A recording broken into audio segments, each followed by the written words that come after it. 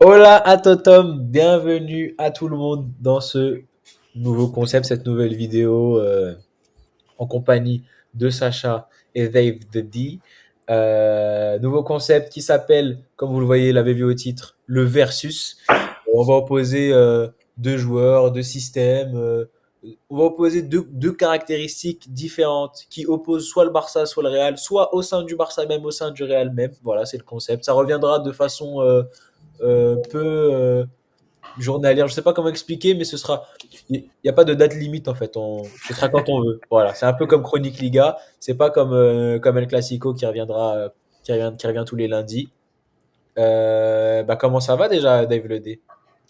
Ça va très bien, très heureux de faire ce premier épisode à vos côtés, donc du Versus, si j'ai bien compris, le nom de cette émission, voilà, qui je l'espère aura un bon nombre d'épisodes, bon nombre de saisons, donc ça dépendra de vous bien évidemment, hein, voilà, hein, sinon on arrête dès la saison 1, on verra en fonction des retours qu'on a.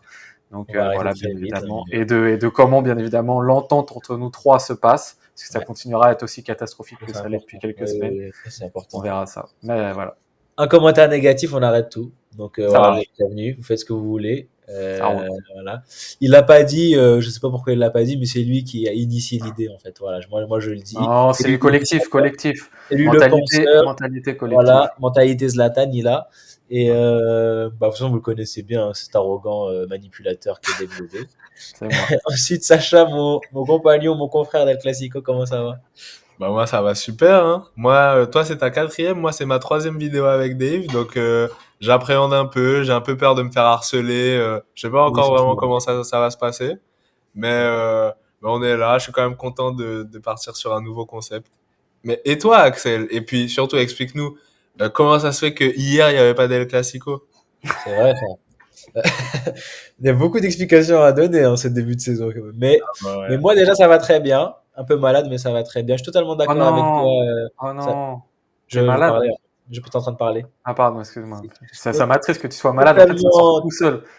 totalement d'accord avec toi, Sacha. Moi aussi, la popularité et les followers fous de Dave Lodé me font peur. J'ai Oh. peur des commentaires qu'on va recevoir. Ils me font très peur, en fait. Surtout Hmm. que Dave Lodé est à leur image, il est fou aussi. Oui, Donc oui. voilà, non, je rigole, je vous accueille évidemment à bras ouverts. Alors pourquoi il n'y avait pas d'El Clasico hier? Bah, parce qu'il n'y avait pas de match en fait pendant une semaine. Là. Il n'y avait que des Ah, matchs de foot africain. Moi, ça m'a réjoui, mais je ne sais pas si El Clasico a envie de voir des débriefs de matchs de l'Algérie contre, je sais plus c'était contre Ouganda. qui. Contre la Somalie, là il y a l'Ouganda en ce moment. Euh, mais voilà, et dans ce cas, on prépare, moi je leak un Chronique Liga qui doit sortir d'ici peu. Il va sortir un peu dans longtemps parce que c'est Sacha qui le prépare. Vous savez très bien ce que ça fait. Il y a un épisode de Chronique Liga qui arrive. Euh, et bah là, en fait, on est en train, la vidéo que vous regardez, elle sort quelques jours après le supposé Classico. Donc en fait, on prépare aussi ça. En fait, on est des substituts en fait. On est intelligent. Bref, on s'égare un petit peu. On va revenir sur la vidéo. Le versus, vous l'avez vu dans le titre, Sacha ne sait toujours pas de quoi on va parler. Le versus, ce premier versus est un peu dans l'actualité et il concerne Dani Olmo contre Fermín Lopez. Un débat ça fait plusieurs mois hein, qui fait rage au sein de Presque la un an communauté. hein, maintenant en vrai. Bah ouais, hein, on peut même dire presque depuis le recrutement de Dani Olmo en été dernier. Qui Hmm. sait qu'on va mettre à ce poste de numéro 10 dans ce 4-2-3-1 pour l'instant Flickien, un poste qui est quand même essentiel. Hein. Généralement, le poste numéro 10 est essentiel, mais encore un peu plus chez Flick. Dani Olmo a tout de suite pris la place de titulaire malgré les performances de Fermin Lopez la saison d'avant. Après quelques blessures, Fermin Lopez a logiquement pris cette place. Il a montré parfois un excellent niveau, parfois un moins bon. Et Hmm. on arrive maintenant aujourd'hui en se disant, mais lequel des deux devrait être titulaire et bah, tout simplement, on va commencer par un tour de table. Qui va défendre qui ou non? Parce que moi, apparemment, il y a des personnes qui veulent pas défendre un des deux Oh là joueurs. là, oh là là. On va commencer par le madrilène parce que ça va être intéressant d'avoir un avis extérieur à Barcelone. Sacha, qui est-ce que tu aimerais défendre dans ce Olmo versus Fermin? Qui devrait prendre la place de numéro 10 sous Flick? Moi, le joueur que je vais défendre s'appelle Daniel Oh, Olmo Carvajal. Oh, Carvajal en plus. Il a pris position. Pas du tout. Ok. Ah, il a grave pris position dans mon livre. Pour toi, Dave, qui est-ce qui doit prendre cette place cruciale dans ce 4-2-3-1? Là, sur cette saison, je dirais maintenant, à l'heure actuelle, nous sommes au moment où nous tournons cette vidéo, le 14 14 octobre. octobre 2025. Donc ça peut changer d'une semaine à l'autre, d'un mois à l'autre. Mais là, Ah, c'est c'est utile alors pour faire un versus, c'est bien. je dirais Fermin Lopez. Ok. Très bien. Je vais maintenant à mon tour donner, selon moi, qui doit être titulaire à ce poste. Contrairement à mes deux compères, moi, ça fait peut-être une dizaine d'années que je me bats pour ce joueur. C'est Fermin Lopez qui doit, selon moi, être au poste de numéro 10 en tant que titulaire. Les deux, les deux arguments se valent en vrai de vrai sur nos objectifs. On peut comprendre les deux avis, même si n'hésitez pas, bien sûr, à incendier Sacha dans les commentaires. Et d'ailleurs, on va commencer du coup par toi, Sacha. Explique-nous brièvement, comme ça, en quoi, pour toi, Dani Olmo mériterait d'être titulaire devant Fermin. Et après, on va explorer selon les arguments que tu donnes. Bah alors déjà, bon, je pense que ça va paraître évident pour une majorité, mais on sait jamais. Donc je dis, je comprends quand même que vous préférez Fermin. Voilà, j'accepte que ce soit un débat qui existe, quoi. Mais j'ai l'impression que sur l'échantillon qu'on a vu des deux au Barça, donc Fermin depuis 2 ans, légèrement un peu plus de 2 ans, et Olmo depuis légèrement un peu plus qu'un an, j'ai l'impression d'avoir vu Olmo plus fort, avoir un comment dire, c'est quoi le mot, un plafond plus fort que celui de Fermin. C'est vrai que les deux ont le problème de l'irrégularité. Mm. Mais toi, tu me disais, Axel, quand on en parlait un peu en privé, bon, désolé. À chaque fois, je fais ça, en plus, je spoil tes arguments. Que Il fait Olmo, quand Eminem. il est nul, il est vraiment nul, alors que Fermin, c'est qu'il est invisible. Et j'ai envie de dire aussi que, moi, je trouve que Olmo, quand il est fort, il est vraiment, vraiment fort. Et comment dire, et en fait, c'est contrairement à Fermin qui va être fort, il va des fois faire gagner l'équipe parce qu'il fait 2 passes décisives contre le Bayern de la saison dernière, par exemple. Olmo, quand il est au moment où il est fort, eh ben, toute l'équipe est forte avec lui. Et les moments irrésistibles du Barça de Flick, moi j'ai l'impression que c'était avec Olmo titulaire et Olmo fort surtout. Ouais. Bah, Olmo, c'est pas faux ce que tu dis.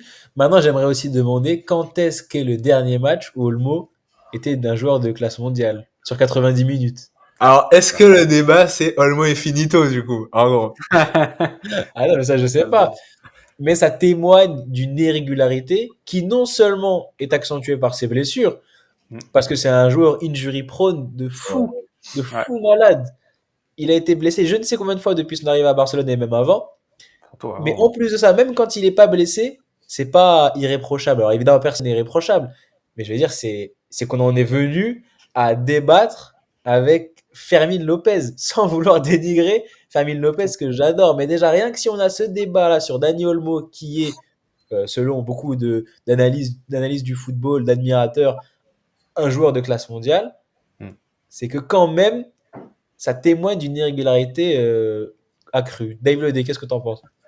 Ouais, je suis d'accord avec vous. Je suis d'accord avec vous. Non, vraiment, ça, déjà, bah, moi, je vais faire comme Sacha, hein, je vais mettre une petite intro à mon argumentaire. C'est que ça joue à très, très peu de choses, hein, si je choisis Fermin Lopez. Et je suis assez d'accord avec Sacha sur le fait que je trouve que si Dani Olmo est à 100% vs Fermin Lopez à 100%, et dans le contexte, je rajoute ça aussi, gros match, je pense que Dani Olmo est plus important pour le Barça que Fermin Lopez.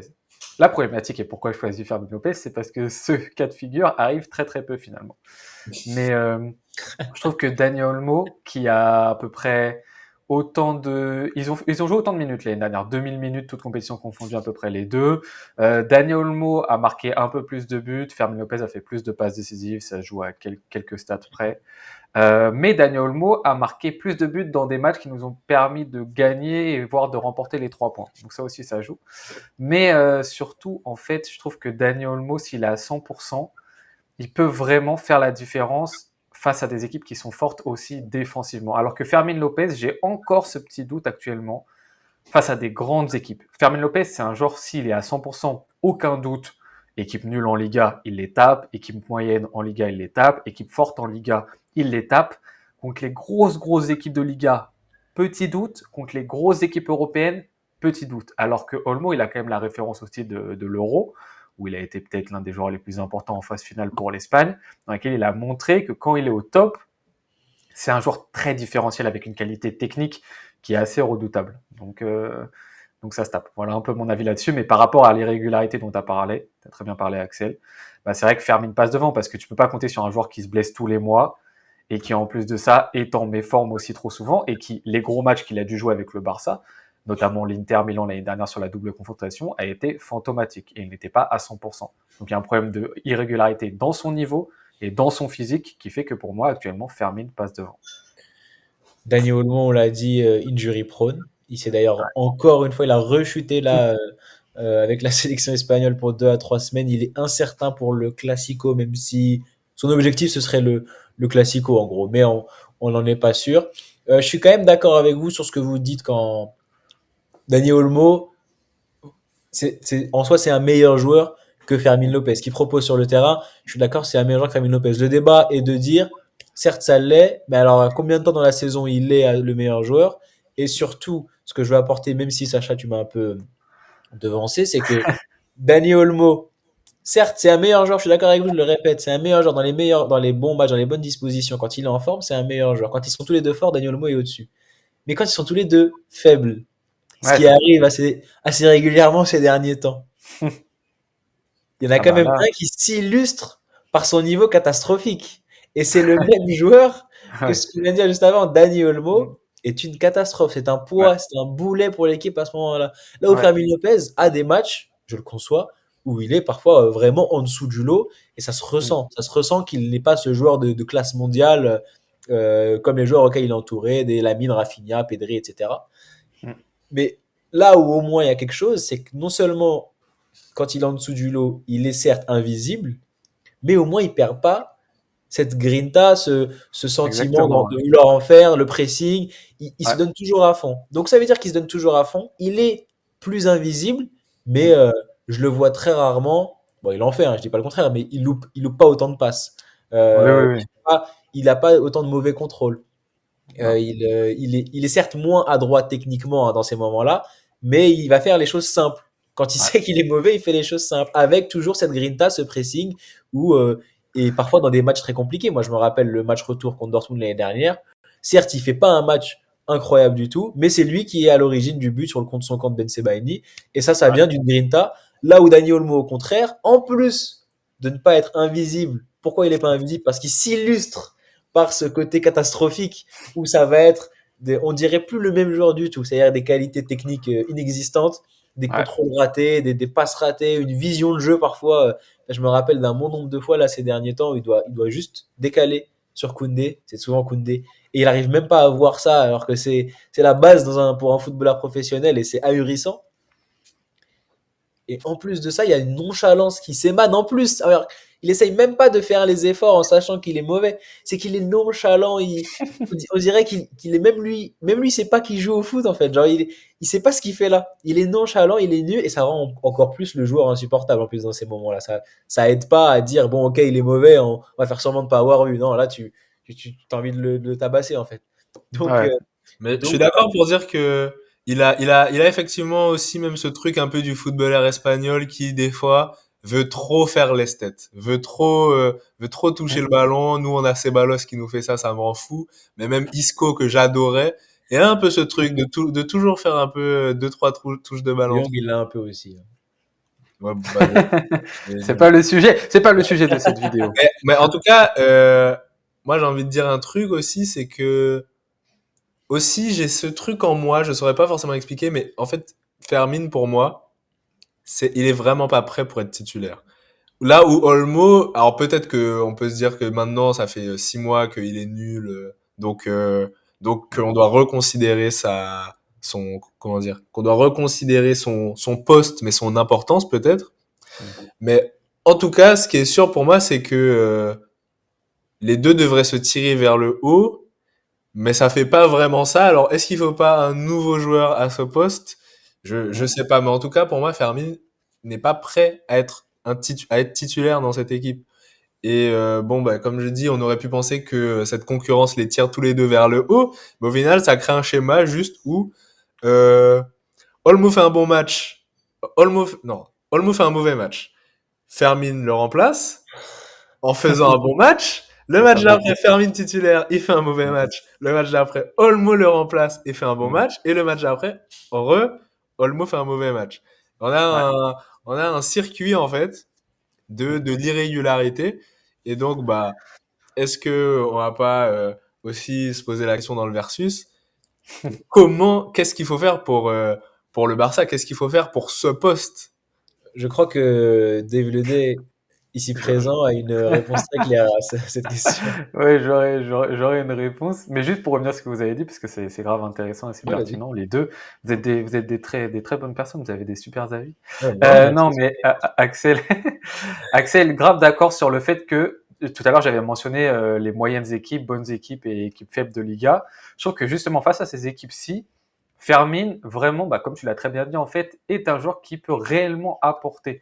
Genre parce qu'il a vraiment, en revanche, lui, un profil qui est extrêmement différent. Il faut le souligner, surtout pour un joueur formé au Barça. On est habitué au milieu de terrain classique, les Gavi, bon, Pedri est pas formé, mais bon, Xavi, Busquets, Iniesta, Thiago, Alcantara, machin, on est habitué à ce genre de profil-ci. Fermin Lopez, c'est vraiment un profil de rupture, comme on en fait très rarement dans la formation barcelonaise, et qui en ça s'inscrit parfaitement aussi dans le jeu de flic, même s'il arrivait très bien à performer aussi sous Xavi. Mais donc ça, il faut le garder. C'est pour ça aussi que ça peut être intéressant de le conserver. Fermin, c'est parce que ça te donne vraiment une nouvelle corde à ton arc, de par son style qui est très différent, et donc qui te solutionne une problématique que tu pourrais avoir. Ça, c'est très important. Et surtout face aux petits clubs, moyens clubs, forts clubs, il a ce truc, comme tu as très bien expliqué, de grinta, de verticalité, de tout le temps aller le contrôle vers le but, à aller chercher les mètres, à avancer, les courses progressives, et cette envie d'y aller, qui, même s'il a peut-être un petit peu moins de technique et de qualité que peut avoir un Dani Olmo dans le petit espace, bah face à ce genre d'équipe, ça peut passer. Donc je reviens au doute que je disais au tout début de vidéo sur Fermin. Peut-être que contre les très grosses équipes, là malheureusement, quand ça va se resserrer, quand les défenseurs, les milieux défensifs en face, c'est plus solide, là, je pense que Fermin, il atteint peut-être un petit plafond. Mais ça reste à voir. Mais ça fait quand même beaucoup, beaucoup de matchs. Hein. Les moyennes, fortes équipes de Liga, etc. Ça fait beaucoup de Mais matchs. alors, je t'arrête 2 secondes Ouais. et je te laisse reprendre et en même temps répondre à ce que je dis.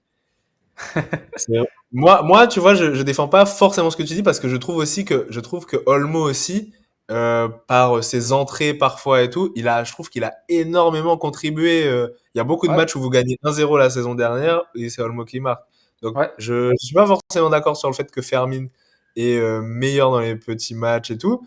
Mais par contre, là, je vais te donner un argument qui va un peu contre le mien. Dans la continuité de ce que tu dis, euh, bah, Olmo, dans les gros matchs, depuis un moment, c'est compliqué, c'est vrai. Ouais. C'est-à-dire que l'Inter, on l'attendait énormément, on se disait c'est vraiment un match pour lui, c'est Mm. lui qui va être la clé au Ouais. match retour. Et waouh, il Ouais. a vendu une bouse. Ouais.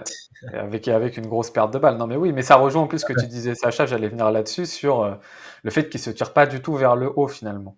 On est sur deux joueurs qui malheureusement, alors que ça vraiment, ça devrait le faire quoi. Comme tu expliquais très bien, bah tu te bats et tu arrives à deux gars qui jouent le même poste, ils arrivent justement à faire en sorte que bah chacun devienne de plus en plus fort. Ouais. Mais tu as un truc où c'est compliqué. L'année dernière aussi, il faut pas oublier qu'on a utilisé Fermin Lopez au tout début de la saison dans un rôle qui était ailier gauche.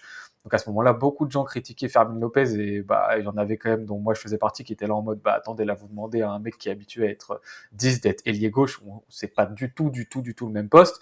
Donc c'est très très compliqué. Donc il y avait ce moment où c'était un peu compliqué, Olmo passait devant, puis après fin de saison Olmo, machin. Et là en ce début de saison, bon Olmo se blesse vraiment beaucoup donc ça fait que là, à l'heure actuelle où on fait la vidéo, je pense que la majeure partie de la communauté Barça appelle à un Fermin Lopez largement devant Olmo, il n'y a pas trop de débat. Mais voilà, faut pas oublier que Olmo de retour à 100%, c'est très intéressant. Ouais. Et du coup, enchaîne avec la question Avec la solution. de Sacha. Quelle est la solution? Et c'est vrai que c'est une bonne question parce que là, on peut se dire, ok, donc là, le versus, il est autour de Dani Olmo et Fermin Lopez. Maintenant, si on Ouais. regarde avec un recul, si on essaye de pas se pencher sur l'un des deux, est-ce que vraiment jouer dans ce système-là avec ces deux 10 qui sont aussi irréguliers les uns des autres, c'est une solution? Et je Ouais. crois, comme je l'ai dit juste avant, que Dave a la solution parfaite pour ça. Alors moi, je suis pressé de l'écouter. Ouais, pardon, j'ai un peu digressé dans mes explications, mais Y oui, a pas pour de revenir souci. à ça, bah c'est bon, bah vous le savez, moi je force un peu avec ça là depuis un mois et demi, et je forçais déjà un petit peu avec ça l'année dernière. En vrai de vrai, c'est le retour du 4-3-3 barcelonais, typique qu'on connaît très bien avec la pointe basse et les deux relayeurs, qui même avant la méforme un petit peu des deux était déjà une solution que j'apportais, mais par rapport au système et notamment au pressing et contre-pressing du Barça, qui je trouvais déjà en fin d'année dernière fonctionnait beaucoup moins bien. Et donc par rapport à ça, je demandais un retour à ce 4-3-3 là qu'on connaît très bien, mais en plus de ça, avec ce début de saison où on a justement de la difficulté à trouver vraiment le joueur titulaire à ce poste de milieu avancé numéro 10, je me dis, ah bah alors là, ça répond vraiment à toutes les problématiques, parce que tu as cette problématique de collectif qui va réussir à avoir plus de possession haute, donc améliorer ton pressing, contre-pressing, qui va réussir à faire en sorte que tu réussisses mieux ta ligne du hors-jeu, machin, et en plus de ça, tu résous la problématique Fermine Dani Olmo en les enlevant finalement et en rajoutant deux relayeurs. Mais tout en, comme je disais avant, gardant la possibilité face à d'autres équipes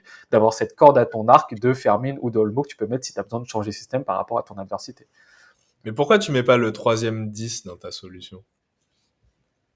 Le troisième 10, c'est Lamine Yamal, c'est ça? Non? C'est Dro Fernandez?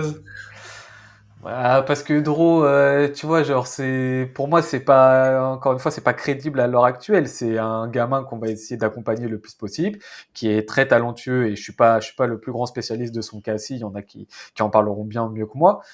Mais soyons honnêtes, voilà, déjà là, le premier match qu'il a fait, et c'est totalement logique, tu sentais que la première mi-temps qu'il a faite, il a eu du mal, mais c'est normal, hein, c'est totalement logique. Toute une saison titulaire, tu te reposes pas sur un Massian comme ça, c'est pas Lamine Yamal qui arrive sur le terrain, quoi. Il y a quand même Ah un bah on écart, sait pas, hein. Astro, hein. peut-être. T'as pris Et vous, beaucoup de vous pensez pincettes. quoi? On Ouais. s'en fiche en fait de Dro. Je t'explique. Je te le dis en fait. Quoi? Non, mais on Quoi? verra. C'est un peu comme Fermin en 2023, Dro. On verra à l'avenir, quoi. On va lui Ouais. donner quelques minutes, on verra. Surtout que maintenant, on a des ambitions qui sont beaucoup plus grandes qu'à l'époque. Alors, ça va être compliqué de faire jouer des jeunes. Mais bon, après, vu que les deux, Fermin et Olmo, ont l'air d'aimer passer du temps à l'infirmerie, peut-être qu'on va les voir plus souvent. Mais Ouais. d'ailleurs, c'est une question que j'allais vous poser. Dani Olmo se blesse vraiment énormément, malgré des analyses spéciales hein, de la part du staff de flics sur lui. On sait qu'il en avait fait une avec Pedri et ça avait fonctionné parce qu'il s'est plus blessé, il me semble, depuis ça, alors que c'était vraiment presque un injury prone aussi. Là, Touche du bois, parce que là, ce soir, il y a un petit match, là, touche du bois, comme il faut, là. ouais, c'est vrai. Il manquerait plus que ça avant le Classico, Olmo, là. ça a pas l'air d'avoir fonctionné. Est-ce que aussi, dans la stabilité d'une équipe, et c'est aussi des questions qu'on se pose à l'heure actuelle avec Flick et cette défense qui change à chaque match, est-ce qu'il vaut pas mieux avoir un joueur fixe plutôt qu'un joueur qui fait des allers-retours à l'infirmerie dans un poste aussi important que le numéro 10 parce qu'il doit relier le milieu, le double pivot avec l'attaque, ce qui est quand même une tâche pas facile. Est-ce que avoir un Flick, c'est mon argument, mais aussi une question que je vous pose, avoir un Fermin, pardon, titulaire à ce poste avec Olmo en doublure, déjà, ça nous permettrait d'avoir moins de blessures chez Dani Olmo, normalement, parce que bon, il se blesse partout, il a l'entraînement chez lui, en sélection. Mais, euh, mais voilà, vous comprenez ce que je veux dire. Là, ça apporterait peut-être une stabilité, ce qui serait quand même un peu plus positif pour le Barça, Sacha. Alors mon avis là-dessus, je pense, enfin oui, enfin c'est oui, ça apporterait une stabilité et c'est mieux. Maintenant, si ça va vraiment, est-ce que ça va vraiment dans l'intérêt du Barça, ça fera vraiment le Barça devenir meilleur, on va dire dans la globalité? Moi, je pense pas forcément. Après, c'est vrai que moi j'ai toujours la vision du Olmo des 6, 8 premiers mois et du coup, bon bah ça se trouve, hein, ça se trouve, il est juste finito depuis et on peut rien y faire. Mais mais je sais pas parce que j'ai toujours l'impression que ce joueur Factor X en fait, le joueur qui doit remplacer, c'est Fermin. Moi, c'est comme ça que je le vois. Je suis désolé. Pour moi, Fermin, c'est pas vraiment un titulaire. Le titulaire, ça devrait être Olmo. Et Fermin doit être ce remplaçant, mais ce Ouais. remplaçant qui est super, super important. Et en plus, de dire justement, Olmo se blesse beaucoup, donc Fermin, tu vois, à sa place de remplaçant, il serait pas trop frustré. Il jouerait quand même relativement bien. Je veux dire, nous, par exemple, en 23-24, on avait Brahim qui prenait à chaque fois la place de Rodrigo C'est vrai, Vinicius ouais. quand il y avait une blessure. Et en fait, on n'en parle pas assez, mais son rôle a été importantissime parce qu'il était très rarement, très très très rarement mauvais. Il remplaçait toujours très bien. Et Ouais. moi, je me dis que voilà, bah, au pire des cas, bon, tu vois, moi, je pense que Olmo devrait être titulaire, mais au pire des cas, qu'en fait, il y en a un des deux qui devrait essayer de jouer ce rôle. Et je pense que Olmo correspond plus à ce 10 de flic, là où Fermin, bon, même si effectivement ça a pas trop marché, il peut essayer, tu vois, d'être ailier droit, ailier gauche, une fois comme ça à rentrer. Il est un peu plus polyvalent et je pense qu'il correspond moins à ce 10. C'est-à-dire qu'Olmo, c'est vraiment littéralement un joueur qui fait le lien entre le milieu et l'attaque. Genre, vraiment littéralement. Là où Fermin, non, il a un rôle un peu plus offensif, je pense. Je pense qu'il est un peu plus offensif. Et Ouais. donc, euh, et donc, est-ce que Fermin devrait être titulaire pour une meilleure stabilité? Moi, je pense pas forcément. Je pense pas que le Barça serait forcément meilleur. Mais et toi? Tu parles de moi? Bah ouais, et toi? Ah, Tu moi, parles en de plus, j'allais te moi? répondre. J'entends ce que tu dis et je le comprends en plus. Je comprends ce que tu veux dire dans le sens. En fait, je comprends ta vision sur Fermin, tu le vois plus comme un super sub. En fait, je vois ce que Mhm. tu vois en fait. Mhm. Et en plus, je tiens à dire aussi parce que là, la culture de l'instant donne vraiment Fermin Clairement. vainqueur pour le coup. Ouais, ouais, ouais, clairement. Mais c'est vrai qu'il faut pas oublier, c'est 6 mois. Je vais donner quand même 6 mois parce qu'après il y a eu le délire de l'inscription, la blessure, c'est là que ça a joué. Mais c'est Ouais. 6 mois de Olmo où oui, comme tu as dit tout à l'heure, tu as raison, il te sauve des matchs en Liga, il te fait gagner la Liga quelque part aussi, hein. Il mérite ce titre lui aussi. Et même là, en début de saison, il fait pas que des matchs catastrophiques. Il y a un match contre Non. Retafe notamment où Bah ouais. il fait un très bon match. Donc, Ouais. et Retafe, c'est pas facile, surtout au poste de numéro 10. Donc, bon, ce match-là, ça va, il était pas compliqué. Non. Mais je vois ce que tu veux dire. Et les exemples sont bons. Genre Brahim Diaz, c'est vrai qu'il a ce rôle. Mais là où ils sont pas bons les exemples aussi, c'est que nous devant, c'est pas Vinicius ou Rodrigo, c'est Dani Olmo en fait. Et que Dani Olmo, bah, c'est tout le débat en fait. Parce que en temps normal, bah, je serais totalement d'accord avec ce que tu viens de dire, avec le discours que tu viens de dire. C'est que Mm. oui, Dani Olmo, c'est le joueur de référence, celui que tu postes, même en termes de statut. Je veux dire, c'est lui que je mets au poste de numéro 10. Maintenant, il fait tellement de Mm. mauvais matchs et il est tellement horrible dans les mauvais matchs, c'est-à-dire que c'est vraiment une descendance catastrophique. Est-ce qu'il n'y a pas un truc aussi où t'as un peu envie de le punir pour qu'il revienne mieux? Non. Alors, non, mais je sais que tu allais me dire, est-ce qu'il n'y a pas un truc aussi où juste tu kiffes Fermine et là j'allais te dire peut-être oui. Là, j'allais dire c'est vrai que j'aime bien Fermine, mais non, est-ce qu'il y a un truc que je vais le punir non, c'est vrai qu'il y Il a l'a un truc, déjà eu, ça, il l'a déjà eu. Enfin, il genre, y a il un a déjà truc eu l'occasion subjectif, d'être un peu puni. il y a un truc subjectif où évidemment que Dani Olmo, je le traite pas comme c'est inconscient de ma part, hein, je me livre à vous là. Ne Comme m'attaquez Ansu pas à la place Fati, comme publique. Ansu Fati, par exemple. Ne me traite pas comme un Fati, comme un Gavi, comme un Fermin Yamal, qui sont des joueurs que, à titre personnel, subjectivement parlant, j'aime beaucoup. Donc Mm. forcément, ton cerveau, il n'a pas envie de les traiter pareil. Mais Ouais. même, j'estime qu'objectivement, là, pour l'instant, en fait, c'est même pas, malheureusement, hein, c'est même pas Fermin est tellement fort qu'il prend la place d'Olmo. C'est Olmo est tellement nul que Fermin prend la place d'Olmo, en fait. Ouais, c'est un Ok, peu ça, en vrai, c'est un peu Donc, ça. ouais. quelque part, j'entends ce que tu dis, mais j'estime que le contexte est différent. Est-ce que Dave, tu veux réagir? Parce que je pense qu'on a quand même fait le tour, à moins que vous avez d'autres idées. Mais est-ce que tu veux réagir sur ce qu'a dit Sacha? Bah, un peu, surtout sur le volet, en fait, la problématique, c'est que Sacha dit que le numéro 10 parfait, entre guillemets, pour Flick, ça serait plus Olmo. Moi, je trouve qu'il y a aussi un truc qui est mauvais chez Olmo, un peu, c'est que toi, tu disais, il doit faire la jonction parfaite entre milieu et attaque. Et je trouve que clairement, c'est là-dedans qu'il est pas bon. C'est Ah là-dedans ouais? qu'on n'a pas souvent à le trouver. Ouais, pour moi, en fait, c'est trop limite un mec que tu vas plus. Là où je le trouve ultra pertinent, Daniel Olmo, c'est quand tu vas le trouver vraiment aux abords de la surface de réparation, dans la Petits surface de espaces. réparation, petits espaces, première touche de balle. Pour moi, c'est quand il est à 100%, c'est top mondial, mais top 3, hein, la Obligé première de touche de balle préciser quand il est à 100%, d'Olmo. c'est terrible. Et voilà, mais oui, c'est ça. Mais quand il est à 100%, par contre, vraiment, ses contrôles orientés, etc., son pied d'appui derrière la jambe, etc., il fait des trucs vraiment magnifiques. C'est super à voir, surtout si on a une sensibilité par rapport à ça, c'est génial.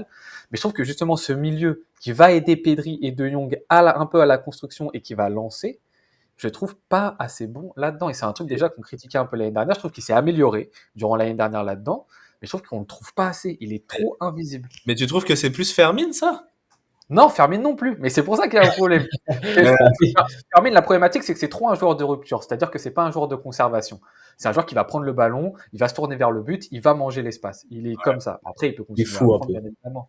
Tu vois, il faut bien évidemment. Tu vois, c'est pour ça que c'est intéressant d'avoir un profil qui est différent. C'est pas ça que t'as dit. Mais du coup, il y en a pas vraiment de vrais numéro 10 qui, entre guillemets, participent réellement. C'est un peu la difficulté, je trouve, que le Barça généralement a, en fait. Il y a trop de joueurs qui c'est pas vraiment leur rôle, quoi. Ouais, c'est vrai, t'as pas totalement tort. Mais c'est vrai que dans ma tête, je comparais à Fermin, mais quand même, je pense que je pense pas juste que Fermin est moins bon en termes de conservation, de venir compléter le milieu. Je pense que c'est quasiment le jour et la nuit. Hein. Même si Olmo est pas parfait, je pense que c'est quasiment le jour et la nuit. Hein. De ce qui est Après, Fermin, il s'est amélioré, mais c'est vrai que Fermin, c'est moins un joueur de contrôle. Oui, oui. C'est vrai que c'est moins un joueur de contrôle. J'aimerais apporter un dernier argument pour Fermin. Après, Sacha, je te demanderai, pour terminer, comme tu étais le seul à défendre Olmo. En plus, c'est vraiment pas facile hein, de défendre En ce un moment, joueur dans une équipe adverse, alors que les deux supporters de l'équipe adverse défendent l'autre. C'est un vrai. En plus, je soupçonne que tu as choisi Olmo juste pour être à contre-pied. Et grave tu m'as pas. dit- Ah Grave ouais, pas. vraiment pas? Non, Ok. vraiment pas. Du coup, ça aurait été tout à ton honneur, hein, t'aurais le droit. Mais donc, dernier argument pour moi, peut-être que Dave s'en aura un après, bien sûr, tu pourras nous dire avec plaisir, pour faire Amine, c'est que il a ce sens du but. Vous allez me dire Olmo aussi, mais attendez. Il a ce sens du but, il a ce flair que Olmo a, je suis d'accord avec vous, mais c'est pas le même flair. C'est le flair où Fermin devient, même dans les matchs où il est, on va dire, en dessous, arrête, c'est stressant de se faire regarder comme ça, en fait. Même dans les matchs où il est en dessous, il est dangereux. Tu sais pas, sur Mm. n'importe quelle occasion, il peut sortir son pied, ouvrir son pied. En fait, il peut mettre un but n'importe comment. C'est un peu un Gavi aussi dans le comportement. Et comme il est très offensif, c'est le genre de gars renard des surfaces que t'attends pas, surtout dans un match où il est mauvais contre une grosse équipe, et il arrive quand même à marquer un but. J'avais donné l'exemple de Dortmund tout à l'heure où il fait la passe, il se fait le centre qui finit en but. Quelque part, c'est son but entre guillemets. Et Arrête avec ça. Arrête avec ça. C'est comme Rafinha. non, non, non, non, Le non, but. C'est non, non, pas non. le contre son camp n'est C'est pas lui un qui but de la l'amène. Non, mais personne arrête, qui a gardé le ballon. Rafinha, c'est pas la même. En Mais, plus. mais pour moi, s'il n'y a pas un joueur, il n'y a pas but. Pour moi, c'est ça la logique d'un Mais CFC. arrête avec ça, il fait tout le Mais si. travail, la frappe elle est exceptionnelle.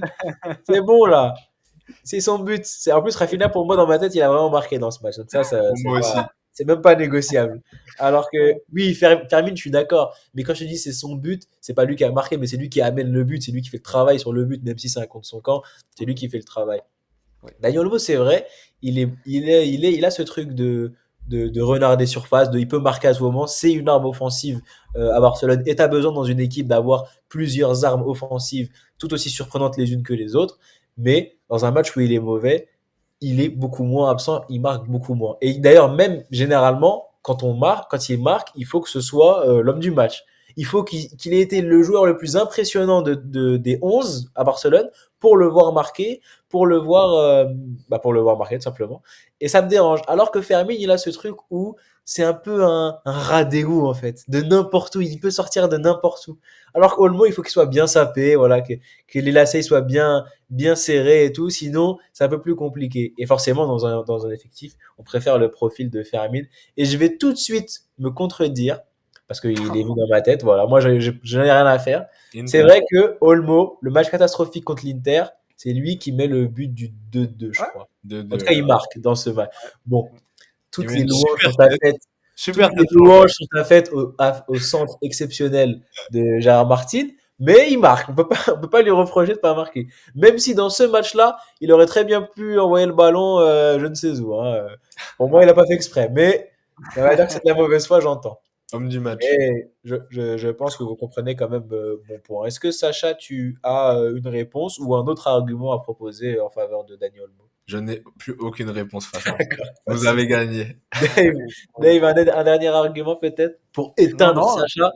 pour éteindre, non, mais totalement d'accord avec toi, Axel. Voilà, genre, en fait, encore une fois, c'est le rapport gap aussi, comme tu l'as très bien expliqué. Daniel Olmo, c'est très haut, mais aussi très très bas. Alors que Fermin, il y a peut-être moins haut, mais il y a moins bas fort aussi. Donc, et en plus, ça se blesse moins. Donc, Si, juste, c'est vrai. Est-ce qu'il n'y a pas un truc aussi Non, t'avais dit non, t'avais dit non. où Fermin, il est plus jeune? C'est-à-dire que quand je dis que le plafond d'Olmo, il est meilleur, ça se base sur le vraiment court terme, mais que Fermin, vous avez aussi envie de le développer. Il y a de ça. Ouais, ouais, Je l'entends. Il y a aussi, tu m'as fait penser aussi que, après, c'est vraiment une appréciation personnelle pour le coup, mais j'ai Ouais. l'impression que Fermin n'a pas développé, n'a pas encore atteint son plafond de verre. Et donc, Ah, ça, ouais. dans la même idée que ce que pas tu dis, d'accord avec ça. bah, d'accord, bah, vas-y. Dans la même idée où tu dis que il faut le développer, pour moi, Fermin, il peut être meilleur encore, notamment sur le côté technique, où je trouve que s'il devient. Bon, en vrai, ça fait un moment que je le répète, donc c'est vrai, peut-être qu'il a atteint son plafond de verre.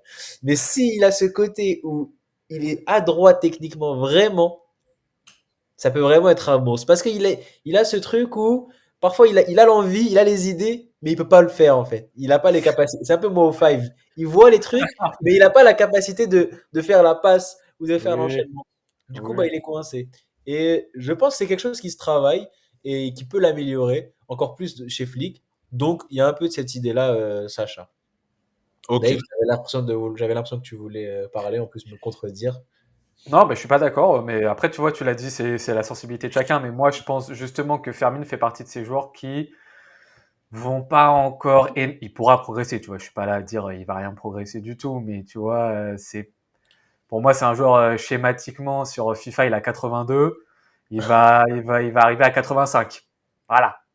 Ça fera Max, pas ouais. 90. En Mais plus, je vois ce que vous voulez dire. tu Je vois, comprends. mais et puis surtout sur le registre technique, pour moi le registre technique c'est pas le registre sur lequel tu es censé le plus rapidement t'améliorer. Pour moi, soit tu l'as pas vraiment quoi, c'est un peu un truc. C'est compliqué de travailler sur ta technique pure. Mais la Je comprends. vision, le jeu, la course, la vitesse, l'athlétique, ouais, tu peux travailler. La technique, ouais, c'est un peu compliqué. Je comprends totalement. On en a terminé. Avec ça, vous avez plus de mots hein, de la fin, hein, j'ai bien compris. On en a terminé. On va pas décerner de vainqueur parce qu'il n'y a pas vraiment de vainqueur, puis c'est pas le sujet. Félicitations à toi, Sacha, d'avoir tenu la baraque Ah, Olmo franchement, j'étais pendant, en apnée là. pendant 37 minutes. C'est franchement très compliqué, c'est très louable. Bravo. Bravo, Merci. bravo, T'es bravo. sûr que t'as pas pris Olmo juste pour le contre-pied? Vraiment. Tu Vraiment, n'étais pas c'est au courant vraiment. t'étais pas au courant du versus avant là, il y a 30 minutes. Donc, c'est que quand même, tu as dû faire un choix très vite pendant la présentation dans ma tête. Non, je savais avant déjà. Ok. Mais du coup, Bon, j'ai mon avis déjà fait là sur 5 trucs, au cas où. oui, c'est vrai. Au moins, il est pas venu se dire, allez, je viens juste défendre Olmo, même si je suis pas d'accord. Il avait des vrais. Hendrik Kylian Mbappé. Hendrik. Voilà. Il a ses avis déjà préconçus. Merci à toi, Dave, bah, d'avoir été là. De toute façon, on va souvent te revoir dans ce concept, puisque c'est nous trois, Ah en ouais, fait. c'est nous Foncièrement, je sais trois. même pas si on a expliqué ça, mais c'est un concept où on sera nous trois. Troisième concept de la chaîne El Clasico FC. Je crois qu'on s'appelle comme ça, je sais plus. Troisième concept de cette chaîne. Merci à Dave d'avoir initié ce programme. On est Merci à tellement vous. pertinent avec Sacha que Dave vient nous voir faire des trucs. C'est Exactement, vraiment sympa. exactement, C'est vraiment exactement. sympa de sa part, Merci, vraiment. merci à vous les gars. Et le Merci. prochain versus, on peut pas vous dire de date, on peut pas vous dire ce sera sur quoi. Donc juste Abonnez-vous, ouais abonnez-vous, voilà, mettez la cloche parce que exact. ça peut arriver à n'importe quel moment. Ouais, Allez. ouais, on peut dire ça. Je fais partie des gens qui disent ça maintenant. C'est un Non, youtubeur. moi je le dis pas, mais je le dis sur la chaîne des autres. C'est vrai, ça fait plaisir. Surtout ceux qui sont abonnés à Dave. Venez. On a besoin de buzz. Voilà. Et inversement, allez vous abonner à la chaîne de Dave Oui, aussi. les deux abonnés qui sont Sacha et moi, allez vous abonner Ah ouais, à moi la je vais chaîne. abonner parce que je sais qu'il y en a un de vous deux qui est pas abonné. Je dirais pas c'est lequel, mais je le sais parce que j'ai les stats, j'ai les data. Ah merde. Ouais, je crois qu'il s'est trahi, hein. En vrai, je peux même pas voir en plus. Donc. Ah. Ah, Non, Dave, tu sais que c'est. Moi, je suis abonné. Je regarde toutes tes vidéos. J'ai pas regardé celle cool. du 4-3-3 encore. Voilà. Voilà. Merci à vous deux. À la prochaine pour un prochain versus. À vous, en fait, de nous dire dans les commentaires qui Hmm, a gagné le débat. Même votre avis sur le cas d'accord. Fermi Olmo. Ça Et nous puis quel intéresse versus vous beaucoup. voulez aussi Magnifique. C'est que vous un avez vrai dit, je sais youtubeur, pas. ce mec. Quel versus vous voulez voir? Je Oui, rappelle, mais oui. ça concerne que le Barça et le Real. Après, on peut digresser peut-être Si ça parle d'un autre joueur, je sais pas si vous voulez faire un versus entre un joueur du Barça, du Real contre un joueur de l'Atleti ou une grande écurie européenne, LeBron James Curry. on va pas se fermer à un concept, mais on essaye quand même que Ah, ça reste dans la sphère Barça-Real. Tant qu'il y a la sphère Barça-Real dans le lot, et ben on le fera. Peu importe, ça peut être 2 joueurs du Barça, 2 joueurs du Real, un joueur du Real, un joueur du Barça. Peu d'office. importe. Ça peut être le stade, Plutôt, ça peut être. plutôt Ronaldo le 9 Barça ou plutôt Ronaldo le 9 Real Madrid? Ça peut Barça. être ça. Ça peut Ah. être ça. Voilà, il y a plein d'idées. Le concept est inépuisable. Ça peut être historique, ça peut être actuel. Vous nous dites si vous avez des idées. On prend tout. On va lire tous les commentaires évidemment. Merci de nous avoir écoutés, de nous avoir regardés. Ciao Sacha, ciao Dave. À la prochaine quoi. Ciao, Salam. ciao, à la Adios prochaine. à Totom.